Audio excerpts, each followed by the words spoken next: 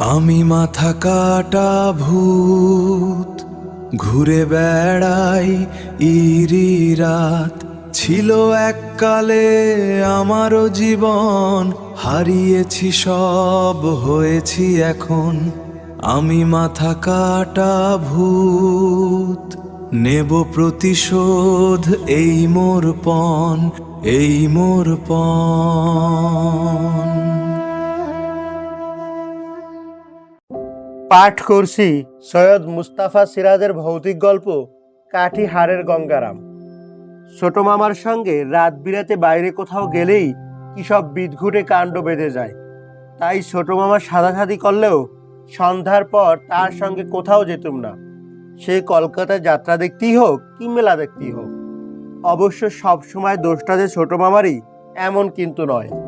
কোথাও দিন দুপুরে গিয়ে কোনো কারণে ফিরতে সন্ধ্যা বা রাত্রি তো হতেই পারে, তখন কি আর করা যাবে। তেমনই একটা রাতের বিদঘুটে কাণ্ডের কথা মনে পড়ে গেল। সেটা গোড়া থেকেই বলা যাক।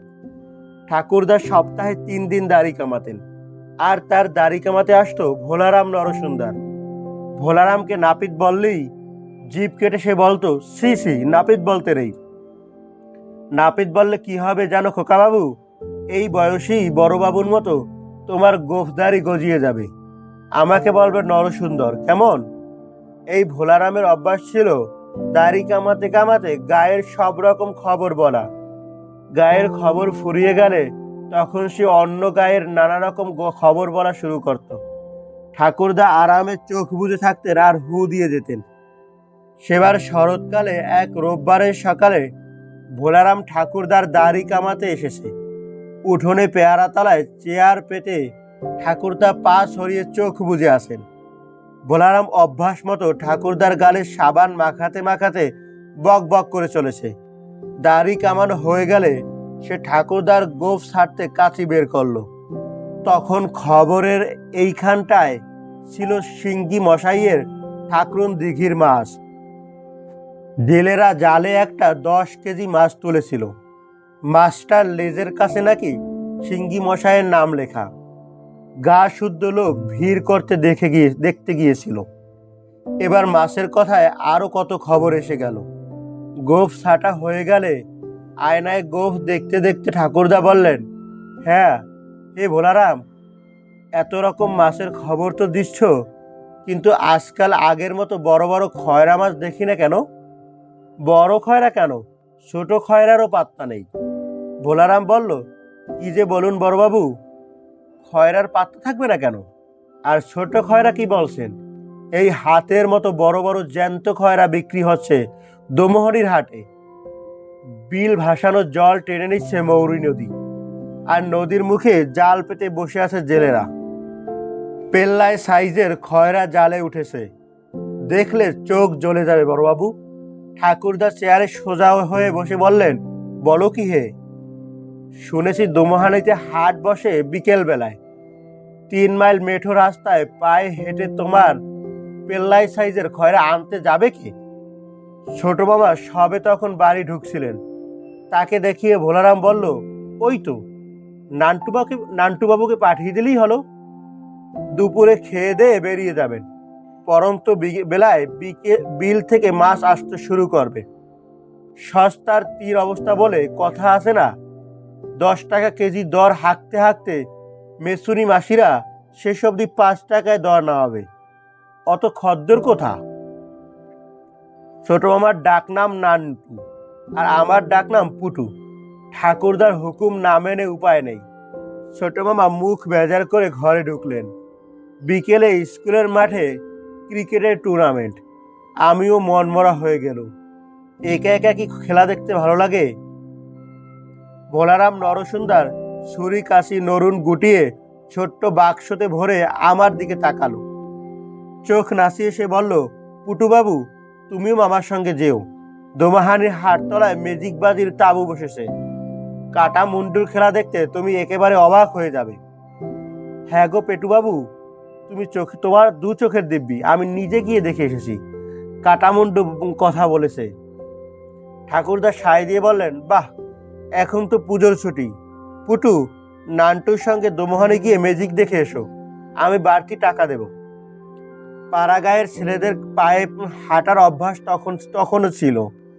এদিকে লোকে দূরত্ব মাপতে কিলোমিটার বলতো না, কিলোগ্রাম বা কেজি অবশ্য চালু হয়েছিল, কিন্তু মাইল বা ক্রোশ কথাটা চালু ছিল। 3 মাইল মানে 1.5 ক্রোশ। মাটির রাস্তা শরৎকালে মোটামুটি শুকিয়ে খটখটে হয়েছে, তবে কোথাও কোথাও একটু কাদা আছে। দুধারে আদিগন্ত ধান ক্ষেত, কখনো গাছপালার জটলাবা ঝোপঝাড়। দোমাহানির হাড়তলায় পৌঁছে দেখি সত্যি ম্যাজিকের তাঁবু বসেছে। একটু পরেই মাইকে গান বাজনা শুরু হয়ে গেল। মনটা নেচে উঠল। খয়রা মাছ কিনেই ম্যাজিকের টিকিট কাটতে বললুম ছোট মামাকে। ছোট মামা যেখানে মাছ বিক্রি হচ্ছিল সেখানে গেলেন। হাটে বড্ড ভিড়। ছোট মামার কোমরের কাছে শার্টটা আঁকড়ে ধরেছিল, পাশে হারিয়ে যাই। একটু পরে দেখলুম ভোলারাম মিথ্যা বলেনি। খয়রা মাছগুলো তার হাতের মতো বড় না হলেও আমার হাতের সাইজ। দরাদরি করে ছোট মামা 60 টাকায় 1 কেজি খয়রা কিনে থলে ভরলেন। তারপর ভিড়ের বাইরে গিয়ে তিনি বললেন, বুঝলি পুটু, দর আরও কমবে, কিন্তু আমারও যে কাটামুন্ডুর খেলা দেখতে ইচ্ছে করছে। ওই শোন কি বলছে ম্যাজিশিয়ান। কালো প্যান্ট কোট শার্ট আর মাথায় টুপি পরা একটা লোক গেটের পাশে অঙ্গভঙ্গি করে চেঁচাচ্ছিল, আরম্ভ আরম্ভ, এক্ষুনি আরম্ভ হয়ে যাবে, আরম্ভ আরম্ভ। আরম্ভকে আরম্ভ বলায় খুব মজা পাচ্ছিলাম। বললুম, চলুন ছোট মামা, এখনই টিকিট কিনে নে, সামনের সিটে বসে পড়ি। দেরি করলে পিছনে বসতে হবে। ঠিক বলেছিস পুটু, বলে ছোট মামা মাছের থলেটা সাবধানে একটু গুটিয়ে নিয়ে 2টো টিকিট কাটলেন। তারপর আমাকে এক হাতে টেনে তাঁবুতে ঢুকলেন। ভিতরে ঢুকে নিরাশ হলুম। কোনো চেয়ার বেঞ্চ নেই, মেঝেই শতরঞ্চি পাতা। কিন্তু ততক্ষণে সামনের দিকটা লোকেরা ঠাসাঠাসি করে বসেছে। ছোট মামা বিরক্ত হয়ে বললেন, কোনো মানে হয়? তোর না হয় হাফ প্যান্ট টুল, আমার যে ফুল প্যান্ট। শোন, এই পিছনেই দাঁড়িয়ে দাঁড়িয়ে কাটামুন্ডুর খেলা দেখব। বাইরে সেই লোকটা যাকে ম্যাজিশিয়ান ভেবেছিলাম সে এবার চেঁচাচ্ছে, কাটামুন্ডু কাটামুন্ডু, কাটামুন্ডু কথা বলবে, আরও কত কিছু। ভিড় ক্রমশ বাড়ছিল। ছোট মামা আমার পিঠ তখন তাঁবুর কাপড়ে ঠেকেছে। এতক্ষণে স্টেজের পর্দা উঠল। তারপর দেখি আমি ম্যাজিশিয়ানকে ঠিকই চিনতে পেরেছিলুম। সে কোনো পথে স্টেজে এসে দাঁড়িয়েছে। ভেবে পেলুম না। সে বলল, আমি প্রফেসর বঙ্কারাম হাটি। আমি বাগে পেলেই লোকের মাথা কাটি। সবাই হেসে উঠল। সে বেশ মিল দিয়ে কথা বলছিল। আমিও হেসে অস্থির হচ্ছিলাম। দেখলুম ছোট মামাও খুব হাসছেন। প্রথমে কয়েকটা আশ্চর্য ম্যাজিক দেখানোর পর ম্যাজিশিয়ান বলল, এবার আমি সেরা খেলাটা দেখাবো, কাটামুন্ডুর খেলা। কাটামুন্ডুর গলায় দেখবেন চাপ চাপ রক্ত। খোকা খুকুরা ভয় পেলে চোখ বুজে থেকো, ভয় পেয়ে কান্নাকাটি করলেই খেলা পণ্ড হয়ে যাবে। এবার 2টো লোক একটা টেবিলের মতো জিনিস স্টেজে আনলো। জিনিসটার চারদিকে কালো কালো কাপড়ে ঘেরা। ম্যাজিশিয়ান বলল, তাহলে কাটামুন্ডুর খেলা শুরু করি। 1 2 3। অমনি দেখি ওপরের অংশে কালো কাপড় পর্দার মতো গুটিয়ে গেল। তারপর যা দেখলুম, আটকে উঠে ছোট মামাকে আঁকড়ে ধরলুম। টেবিলের ওপর একটা মানুষের মুন্ডু, গলার কাছে চাপ চাপ রক্ত, কিন্তু মুন্ডুটা দিব্যি হাসছে, চোখ নাচাচ্ছে। এ তো ভারী অদ্ভুত। ম্যাজিশিয়ান বলল, এই কাটামুন্ডু, তোর নাম কি? কাটামুন্ডু বিদঘুটে গলায় বলল, গঙ্গারাম। ভালো করে বল। বললুম তো, গঙ্গারাম।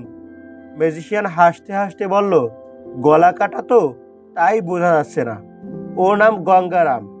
আচ্ছা বাবা গঙ্গারাম, তোর বাড়ি কোথায়? কাটিহার। ম্যাজিশিয়ান লাফ দিয়ে সরে বলল, ওরে বাবা, এ যে বলছে কাটিহার, মানে হাড় কাটবে? এই গঙ্গারাম, ঠিক করে বল। কাটিহার কাটিহার। ম্যাজিশিয়ান কান পেতে শোনার ভঙ্গি করে তারপর হাসলো। কাটিহার বলছে, বিহারে কাটিহার আছে না, সেই কাটিহার। তা বাবা কাটিহারে গঙ্গারাম, তোর মুন্ডু কাটলো কে? কাটা মুন্ডু ঘর ঘরে গলায় বললেন, বঙ্কারাম। ম্যাজিশিয়ান লাফিয়ে উঠল, ওরে বাবা, বঙ্কারাম বলছে রে? আমিই তো বঙ্কারাম। এক্ষুনি আমাকে পুলিশে ধরবে। ওরে, তোরা কাটা মুন্ডুকে নিয়ে গিয়ে লুকিয়ে রাখ। আবার কালো পর্দাটা টেবিলের ওপর ঘিরে ফেললো। সেই লোক দুটো পর্দা ঘেরা টেবিলটা স্টেজের পিছনে নিয়ে গেল। দর্শকরা হাত তালি দিল। ম্যাজিশিয়ান হাতে জাদুর দণ্ড নিয়ে একটু ঝুঁকে দর্শকদের অভিবাদন গ্রহণ করলো। ম্যাজিক শেষ হওয়ার পর বেরিয়ে দেখি হাট প্রায় শেষ হয়ে গেছে। মেসো মিশুনিরা পিদিম জেলে তখনও মাছ নিয়ে বসে আছে। গ্যাসবাতি জেলে বসে আছে কিছু পশারি। ম্যাজিক দেখা লোকগুলো ছড়িয়ে পড়ল কে কোথায় কে জানে। তবে মেসো মিশনীদের দিকে আবার ভিড় দেখলুম। ছোট মামা বললেন, একটু ভুল হয়ে গেছে বুঝলি পুটু। কি ভুল ছোট মামা? এখন খয়রা মাছ কিনলে সস্তায় পেত। যাকগে, যা হওয়ার হয়ে গেছে, এখন আর ও নিয়ে ভেবে লাভ নেই। কিন্তু বলেই ছোট মামা থমকে দাঁড়ালেন। জিজ্ঞেস করলাম, কি হলো ছোট মামা? আরেকটা ভুল করে বসে আছি রে পুটু, টর্চ আইনি যে। এতক্ষণে আমিও একটু ভাবনায় পড়ে গেলুম। ছোট মামার সঙ্গে রাত বিরেতে গেলেই কি সব বিদঘুটে কাণ্ড হয়, এতক্ষণ মনে ছিল না। ছোট মামা বললেন, চাঁদ উঠতে দেরি আছে, অতক্ষণ অপেক্ষা করলে তোর ঠাকুরদার পাতে রাত্রিবেলা এই খয়রা মাছ পড়বে না। বরং এক কাজ করা যাক, হাটে দেখছিলাম একটা লোক বেতের ছড়ি বিক্রি করছে। আয় তো দেখি, একটা ছড়ি টড়ির সঙ্গে থাকলে সাহস বাড়ে বুঝলি পুটু। মাত্র 2 টাকায় একটা বেতের ছড়ি পাওয়া গেল। সাতার বাটের মতো বাঁকানো, হাতল আছে। ছড়িটা বগল দাবা করে মাছ ভর্তি থলে ঝুলিয়ে ছোট মা হাঁটতে থাকলেন। আমি তার কাজ ঘেঁষে হাঁটছিলাম। কিছুক্ষণ চলার পর অন্ধকার স্বচ্ছ মনে হলো। শরৎকালের আকাশে নক্ষত্র উজ্জ্বল হয়। ছোট মামা একটু হেসে বললেন, বুঝলি পুটু, ঠিক এমনি একটি ছড়ি সিঙ্গি মশাইয়ের আছে, দেখিসনি তুই? বললুম, সিঙ্গি মশাই সবসময় ছড়ি হাতে নিয়ে হাঁটেন কেন ছোট মামা? ওটা ওর স্টাইল। বুঝলি পুটু, সব মানুষ বুড়ো হলেই ছড়ি নিয়ে হাঁটে না। তোর ঠাকুরদা তো বুড়ো মানুষ, তার হাতে ছড়ি দেখেছিস? না ছোট মামা। তাইলেই বুঝে দেখ পুটু, সিঙ্গি মশাইয়ের ছড়ি হাতে হাঁটাটা আসলে স্টাইল। আমিও সেরকম স্টাইল দেখছি। হাট বলে ছোট মামা বা হাতে মাছের থলে নিয়ে ডান হাতে ছড়ির হাতল ধরে অবিকল সিঙ্গি মশাইয়ের মতো মাটিতে ছড়ির ডগা ঠেকালেন। তারপর হাঁটতে শুরু করলেন। একটু পরে দেখি ছোট মামা মাটির রাস্তায় জোরে হাঁটতে শুরু করেছেন। আমি দৌড়ে তার নাগাল পাচ্ছি না। রাগ করে চেঁচিয়ে বললুম, ছোট মামা, ও ছোট মামা, অত জোরে হাঁটছো কেন?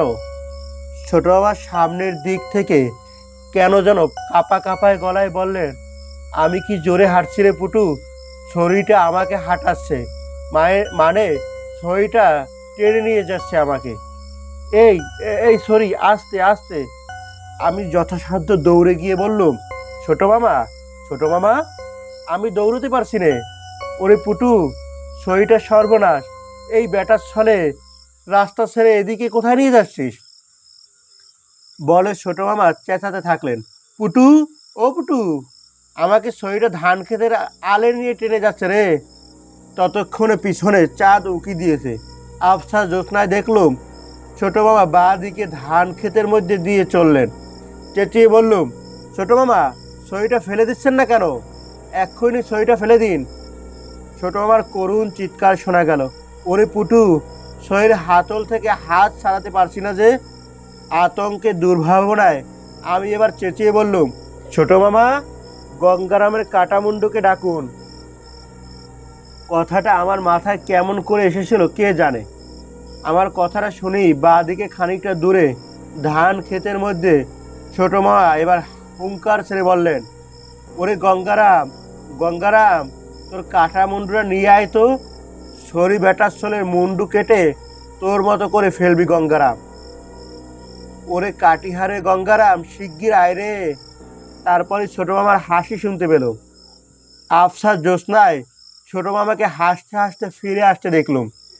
তিনি বলছিলেন, কেমন জব্দ গঙ্গারামের কাটামুন্ডুকে ডাকতে ছইটা আমার হাত ছেড়ে খসে ডিগবাজি খেতে খেতে পালিয়ে গেল। ছোট বাবার প্যান্টের নিচের দিকটা শিশিরে আর ঘাসের কুটোয় নোংরা হয়ে গেছে, ভিজে জবজব করছে। তিনি আমার কাছে এসে হাঁপাতে হাঁপাতে বললেন, ও কি সর্বনাশের শরীর পাল্লায় পড়ছিলিম রে। ভাগ্যিস তুই বুদ্ধি করে গঙ্গারামের কাটামুন্ডুর কথা মনে করিয়ে দিছিলি। বললুম, ছোট মামা, কিন্তু গঙ্গারামের কাটামুন্ডুকে শরীর ভূত অত ভয় পেল কেন? ছোট মামা বললেন, বুঝতে পারিস নে পটু, শরীর ভূত নিশ্চয়ই ম্যাজিকের তাঁবুতে গঙ্গারামের কাটামুন্ডু দেখেছিল।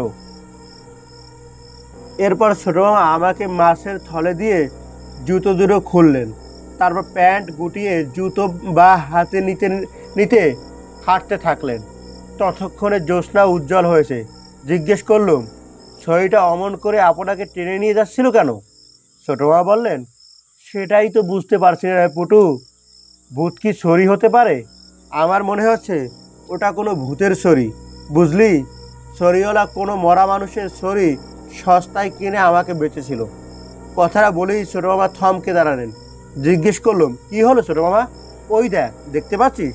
ছড়ি বেটার ছেলে আমাদের আগে আগে খুট খুট শব্দ করে চলেছে। ভয় পেয়ে বললুম, ছোট বাবা, ছড়ি হাঁটছে না, ভূত ছড়ি হাতে নিয়ে হাঁটছে। এবার ছোট বাবা হুঙ্কার দিয়ে বললেন, আয় তো পুটু, দেখি বেটার ছেলেকে, এখনো এত সাহস। ছোট বাবা বোকামি করে ফেলতেন, কারণ ছড়িটা ডিগবাজি খেতে খেতে তার দিকে আসছিল।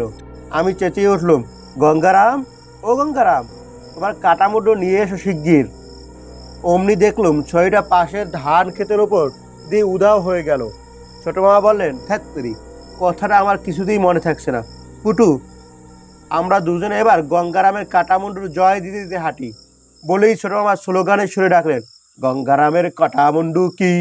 আমি চেঁচিয়ে বললুম, জয় জয় জয়, গঙ্গারামের কাটামুন্ডু জয় জয় জয়। এমন স্লোগান ওই বয়সে কত শুনতুম, তাই চেঁচিয়ে বললুম, অমর রহে গঙ্গারামের কটুরাম কাটামুন্ডু, জিতে রহে কাটিহারের গঙ্গারাম, জয় জয়। বাড়ি ঢোকার মুখে ছোট মামা মুচকি হেসে বলেছিলেন, ভাগ্যিস ছড়ির ভূতটা প্রফেসর বঙ্কারামের ম্যাজিক দেখতে ঢুকেছিল, নইলে তোর ঠাকুরদার খয়রা মাছ আর খাওয়া হতো না। কাটামুন্ডু দেখে ভূতটাও ভয় পেয়েছিল, কিন্তু ম্যাজিক দেখে আমরা না ঢুকলে আমাদের দুজনের অবস্থাটা কি হতো সেটা আর ছোট মামাকে বলিনি। গল্পটি ভালো লাগলে লাইক, শেয়ার এবং সাবস্ক্রাইব করে আমাদের সাথেই থাকুন। ধন্যবাদ।